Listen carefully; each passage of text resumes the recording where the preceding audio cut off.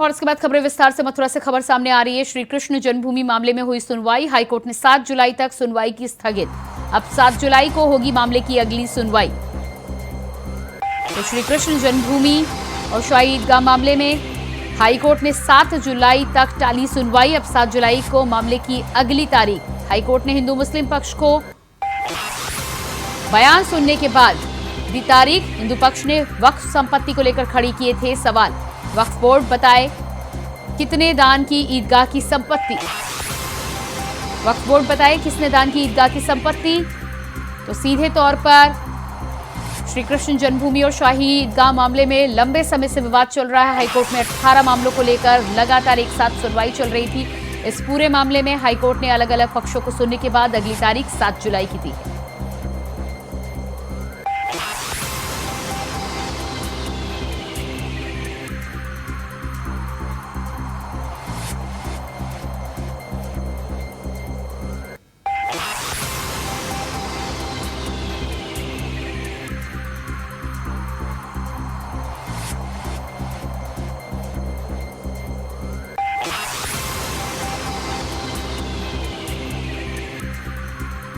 तो श्री कृष्ण जन्मभूमि और शाही ईदगाह मामले में हाईकोर्ट में सुनवाई के बाद 7 जुलाई की तारीख दी गई है हाईकोर्ट के द्वारा। इस पूरे मामले में जिस तरह से अलग अलग मामलों पर सुनवाई चल रही थी, मुस्लिम पक्ष जहां 1991 के वर्शिप एक्ट का हवाला देता है, वहीं हिंदू पक्ष पूरे परिसर को श्री कृष्ण जन्मभूमि का परिसर मानता है और उसको लेकर दावा किया जा रहा है लगातार। ऐसे में हाईकोर्ट की तरफ दोनों पक्षों की दलीलें सुनने के बाद 7 जुलाई को अगली तारीख नियत की गई है।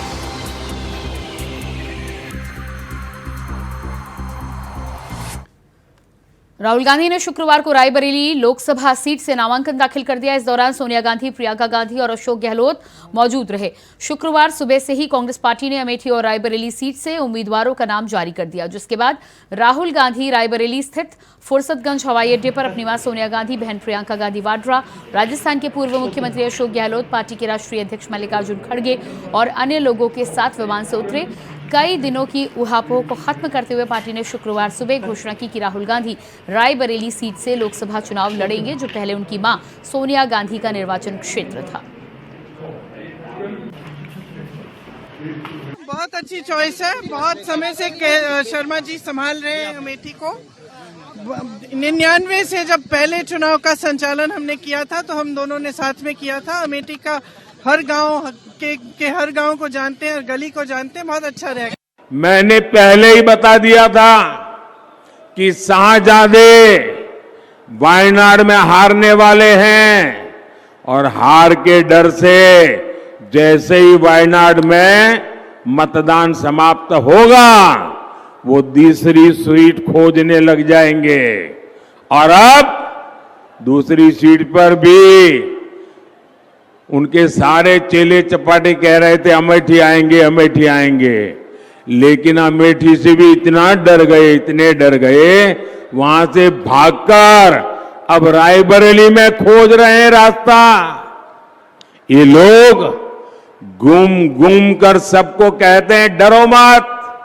मैं भी आज उन्हें कहता हूं और बड़े जी भर के कहता हूं, अरे डरो मत, भागो मत। चुनाव आज चरम पर पहुंच चुका है। स्वाभाविक रूप से जो देश के दुश्मन हैं वे चुनाव के दौरान मोदी जी के पक्ष में जो माहौल है, इस माहौल को खराब करने का भरसक प्रयास करेंगे। कुछ चीजें हैं जो देखने लायक हैं और जिसको पूरे देश के लोगों को वास्तव में समझना चाहिए कि कैसे पाकिस्तान से राहुल गांधी को प्रोजेक्ट करने का प्रयास कर रहा है। ये चीजें दिखती हैं कि पाकिस्तान सरकार का पूर्व मंत्री जो बेशर्मी के साथ पुलवामा की घटना का समर्थन करता है, वह व्यक्ति राहुल गांधी को सपोर्ट कर रहा हो, राहुल गांधी को लेकर के प्रफुल्लित हो रहा हो। ये चीजें दिखाती हैं कि कांग्रेस का हाथ देश के दुश्मनों का साथ। यानी चीजें दिखती हैं कि मोदी जी जीतेंगे तो भारत में दीपावली होगी, लेकिन अगर कांग्रेस कहीं पे सफलता प्राप्त कर रही है तो पाकिस्तान उससे प्रफुल्लित हो रहा है। यही कारण है कि कांग्रेस पहले तो तय नहीं कर पा रही थी कि क्या करना चाहिए। पिछली बार अमेठी से हार करके राहुल गांधी केरल तक भागे थे। वायनाड से वहाँ से हार की आशंका मान करके पहले अमेठी का मन बनाते रहे, लेकिन स्मृति जी ने जो 5 साल काम किया है, 5 विधानसभा में 4 में जमानतें जब तक रही पिछले चुनाव में, और जिस ढंग से मैं अभी वहाँ दौरा करके आया हूँ, नामांकन भरने में मैं स्वयं था। यूपी का माहौल मोदी में हो चुका और पुराना रिकॉर्ड भी हम तोड़ने जा रहे हैं। ऐसे अमेठी के बजाय अब वो रायबरेली से जा रहे हैं, तो रायबरेली की जनता भी उनका इंतजार कर रही है कि कांग्रेस ने जितने विकास में अवरोध पैदा किए, जितनी मोदी जी के बारे में हल्की बातें कही, एक एक बातों का हिसाब कांग्रेस को देना पड़ेगा और निश्चित हार रायबरेली से भी राहुल गांधी की होने वाली है। पाकिस्तान में राहुल गांधी बहुत ज्यादा पॉपुलर है और पाकिस्तान में अगर चुनाव होता है और राहुल गांधी चुनाव में खड़ा होता है तो राहुल गांधी बहुत ज्यादा वोट से जीतेगा, इसमें कोई डाउट नहीं है। हम उसमें हाथ उठा लेता हूं कि पाकिस्तान में हम राहुल गांधी को नहीं सकूंगा और पाकिस्तान में राहुल गांधी जरूर चुनाव जीतेगा। इंडिया में क्या होगा उनका?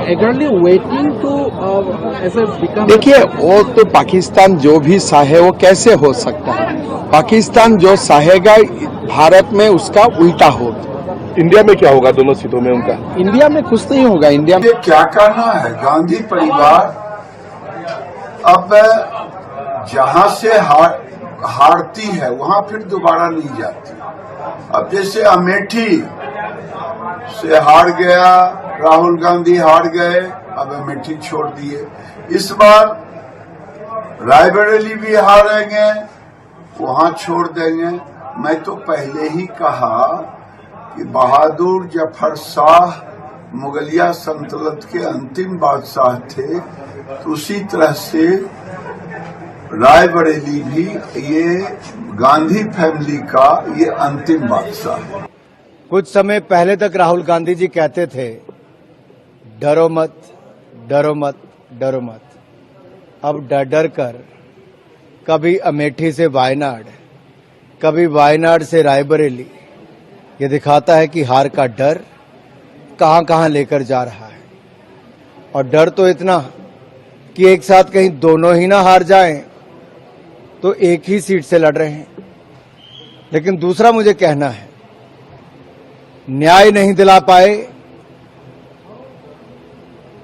अपनी बहन को भी, क्योंकि एक तरफ रॉबर्ट वाड्रा जी भी टिकट मांगते थे, दूसरी तरफ कांग्रेस की मांग प्रियंका जी के लिए भी थी, लेकिन उनकी लिस्ट में कहीं बहन का नाम नहीं आया है। ये अपने आप में दिखाता है कि कहीं ना कहीं कुछ ना कुछ कांग्रेस पार्टी में चल रहा है और ये अब देश के सामने खुलकर बात आ गई है। रायबरेली अमेठी प्रचंड बहुमत के साथ बीजेपी जीतेगी। राहुल गांधी जी अमेठी से पलायन करके वायनाड गए, वायनाड से आकर के रायबरेली में उत्तर प्रदेश की जनता, रायबरेली की जनता समझ चुकी है ये रणछोड़ दास लोग हैं। ऐसे लोगों को रायबरेली की जनता कभी स्वीकार नहीं करेगी। रायबरेली, अमेठी सहित सभी 80 सीटों पर बीजेपी प्रचंड बहुमत के साथ जीतेगी। उत्तर प्रदेश से कांग्रेस पलायन कर चुकी है। पूरे 5 साल अमेठी कभी राहुल गांधी आए नहीं, पूरे 5 साल श्रीमती सोनिया गांधी कभी रायबरेली आई नहीं।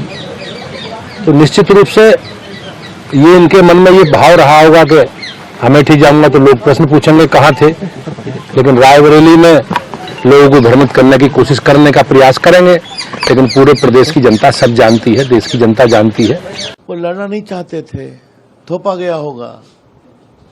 पहले अमेठी के हार के बाद वायनाड चले गए क्योंकि वहां मुस्लिम और क्रिश्चियन अधिक थे। लग रहा है वहां से भी हारने की उम्मीद है। तो अमेठी जहां से उनके पिताजी लड़े, स्वर्गीय राजीव गांधी, जहां से उनके चाचा लड़े संजय गांधी, आपने लड़े 4-5 बार, क्यों छोड़ दिए? तो रायबरेली भी लगता है दबाव में ही गए हैं। चलिए, उनकी पार्टी उनको कहां से लड़ाती है उनका विषय है, लेकिन हार की हिचक, हार का डर उनके सामने है। इसलिए डर था कि बताइए, जो व्यक्ति प्रधानमंत्री को चैलेंज कर रहा है रोज, ऐसी भाषा जो शर्मनाक भाषा है, वो अपने पुरानी कॉन्स्टिट्यूंसी से लड़ने में डरते हैं। ये देश क्या चलाएंगे? है इस बार वायनाड में भी जमीन खिसक गई है और इसलिए वहां से भी भागने की तैयारी कर रहे हैं। तो अब वो रायबरेली में जमीन ढूंढ रहे हैं, तो रायबरेली की जमीन तो पहले ही खिसक गई है, इसलिए कहीं से भी यहाँ इस बार राहुल गांधी की हार सुनिश्चित है। पहले अमेठी से भागे राहुल गांधी, वायनाड जाकर रुके, अब वायनाड में उनकी हार सुनिश्चित है और हार सुनिश्चित जानकर अब रायबरेली आ रहे हैं। रायबरेली की जनता बखूबी जानती है कि ये जनहित के बजाय अपने स्वार्थ की राजनीति करने वाले लोग हैं और इसलिए रायबरेली की जनता राहुल गांधी को वापस भेजने के लिए तैयार बैठी। मैं बता दूं कि श्रीमान राहुल गांधी जी देश के किसी कोना से चुनाव लड़ लें, जनता का विश्वास उनको नहीं मिल रहा है और डरे हुए हैं। ये एनडी गठबंधन के जिसका चेहरा प्रधानमंत्री का राहुल गांधी को लाए हैं, जब वो आत्मविश्वास नहीं है कि हम वायनाड से जीतेंगे और अब अमेठी और रायबरेली में दौड़ रहे हैं, ऐसे लोग जो ईमानदारी से विपक्ष की भूमिका भी नहीं निभा पाया, वो कैसे देश का नेतृत्व करने की सपना देखता है। ये कहीं से भी चुनाव लड़ेंगे।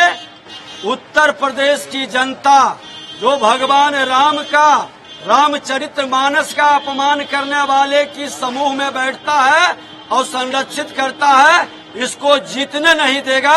ये चुनाव पूरी तरह से हारेंगे और ये रिजेक्टेड हो चुके हैं। राजनीति देखिए, रायबरेली के साथ सोनिया गांधी ने धोखा किया, प्रियंका गांधी ने धोखा किया और जिनको अमेठी से प्रत्याशी बनाया उन्होंने धोखा दिया। रायबरेली की जनता ने सोनिया गांधी को सांसद चुना, सोनिया गांधी ने अपना प्रभारी बना करके पावर डेलीगेट कर दिया प्रियंका गांधी के हाथों में। प्रियंका गांधी ने अपने पावर डेलीगेट कर दिए किशोरीलाल शर्मा के हाथों में। 10 सालों में न सोनिया गांधी रायबरेली वासियों को मिली, न प्रियंका गांधी मिली और न ही किशोरीलाल शर्मा मिले। तो मैं कह सकता हूं कि रायबरेली के लोग बड़ी बेसब्री से इन नकली गांधियों का इंतजार कर रहे थे, ये आ गए हैं। अब रायबरेली इनको अच्छे से सबक सिखाएगी। 10 साल का तकलीफ, 10 साल का दर्द, 10 साल की उपेक्षा ब्याज सहित इन नकली गांधियों से रायबरेली के लोग वसूल करेंगे। मैं चाहता हूं राहुल गांधी जी को उत्तर प्रदेश के पूरे आज प्रजा ने उसको आज हरा के अमेठी से उत्तर प्रदेश से भगाया, वायनाड जाके पिछले बार जीत के आया, दूसरी बार केरला के पूरा प्रजा राहुल गांधी के बारे में जानकारी हुआ, क्योंकि इतना धोखा दिया वायनाड के लोगों को भी, जो मत दिया उनको। आज वायनाड में हारने वाले हैं। जब तक वायनाड का चुनाव समाप्त नहीं हुआ तब तक ये घोषित नहीं किया कि राहुल गांधी दोबारा और किसी सीट से लड़ेंगे। अभी पता चल रहा वो रायबरेली से लड़ने वाले। रायबरेली में भी जरूर वहां के लोग उनको सबक सिखाएंगे, क्योंकि इनका परिवार पूरा किस तरह आज इस देश को धोखा दिया। अमेठी को लेकर के सबसे पहले राहुल गांधी जी जिस तरीके से वहां से भागे हैं, ऐसा लगता है जो पूरे हिंदुस्तान को जो वो कहते हैं, नौजवानों को कहते हैं कि डरना मत, लड़ना, ऐसा लगता है कि अमेठी में हारने के डर से वो भाग गए। यह निश्चित तौर पर कांग्रेस के कार्यकर्ताओं के ऊपर एक बहुत ही बुरा असर डालेगा, उनका मनोबल तोड़ेगा। पूरे कांग्रेस पार्टी के यूपी में 2 ही विरासत की सीट है, एक रायबरेली और दूसरी अमेठी। विरासत कर पहले से बहुत चर्चा में है और उसके तहत आधा रखेंगे आधा छोड़ देंगे या सरकार ले लेगी। तो निश्चित तौर पर राहुल जी ने विरासत कर लागू कर दिया, सिर्फ रायबरेली अपने पास रखी है और बाकी छोड़ दिया। देखिए, राहुल गांधी जी को अमेठी लड़ना चाहिए था और अमेठी से भागना कांग्रेस के पूरे कार्यकर्ताओं में ये मैसेज जाएगा, पूरे देश में ये मैसेज जाएगा कि जो आदमी रोज नरेंद्र मोदी को चुनौती देता था, रोज अपने कांग्रेस के कार्यकर्ताओं से कहता था, रोज देश की जनता से कहता था डरो मत, डरो मत, वो खुद डर गया। मुझे लगता है कांग्रेस का दुर्भाग्य है। वहीं राहुल गांधी के रायबरेली से चुनाव लड़ने पर कांग्रेस के प्रवक्ता अंशु अवस्थी ने राष्ट्रीय नेतृत्व मल्लिकार्जुन खड़गे और सोनिया गांधी का आभार व्यक्त किया। मल्लिकार्जुन खड़गे जी, हमारी जनप्रिय नेता श्रीमती सोनिया गांधी जी, श्रीमती प्रियंका गांधी जी, हम उनका आभार व्यक्त करते हैं और धन्यवाद देते हैं।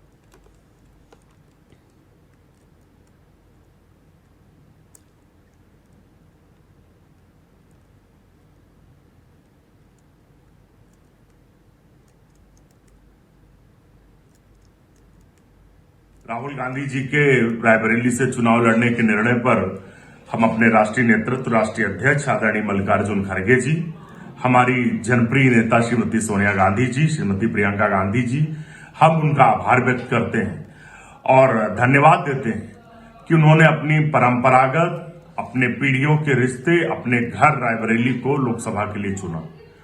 रायबरेली जहां से उनके दादा श्री फिरोज गांधी जी, देश की प्रधानमंत्री दादी श्रीमती इंदिरा गांधी जी चुनाव लड़ती थी, उसके बाद श्रीमती सोनिया गांधी जी चुनाव लड़ी और आज राहुल गांधी जी रायबरेली से चुनाव लड़ेंगे। रायबरेली से गांधी परिवार का एक आत्मीय रिश्ता रहा है और किसी भी सुख दुख में गांधी परिवार वहां पर खड़ा रहा है। पूरे देश में गांधी परिवार चुनाव लड़ा, चाहे श्रीमती इंदिरा गांधी जी चिकमंगलुरु से लड़ी हों, श्रीमती सोनिया गांधी जी बेल्लारी से लड़ी हों या श्री राहुल गांधी जी वायनाड से लड़े हों, लेकिन उन्होंने कभी भी रायबरेली से रिश्ता नहीं छोड़ा। रायबरेली और अमेठी से हमेशा रिश्ता जुड़ा रहा। निश्चित तौर से श्री राहुल गांधी जी के रायबरेली से चुनाव लड़ने पर कार्यकर्ता और जनमानस काफी उत्साहित है और पूरे हिंदुस्तान में सबसे बड़ी जीत रायबरेली से श्री राहुल गांधी की होगी और रायबरेली के साथ साथ उत्तर प्रदेश में इंडिया गठबंधन को और ताकत मिलेगी, हम और ज्यादा सीटें जीतेंगे। और इसके बाद बात करेंगे अगली खबर को लेकर। वाराणसी से अगली खबर सामने आ रही है। 14 मई को नामांकन करेंगे प्रधानमंत्री नरेंद्र मोदी। 14 मई को वाराणसी में नामांकन करेंगे पीएम मोदी। 13 मई को वाराणसी में पीएम मोदी का होगा रोड शो। तो इस वक्त की अहम जानकारी निकलकर सामने आ रही है। 14 मई को वाराणसी से नामांकन दाखिल करेंगे प्रधानमंत्री नरेंद्र मोदी। 13 मई को वाराणसी में पीएम करेंगे रोड शो। तो उत्तर प्रदेश की तमाम हॉट सीटों को लेकर एक के बाद एक घोषणा के बाद प्रधानमंत्री नरेंद्र मोदी के नामांकन की घड़ी भी आ गई है। 14 मई को प्रधानमंत्री नरेंद्र मोदी वाराणसी की सीट से अपना नामांकन दाखिल करेंगे। 13 मई को वाराणसी पहुंचकर पीएम मोदी करेंगे रोड शो।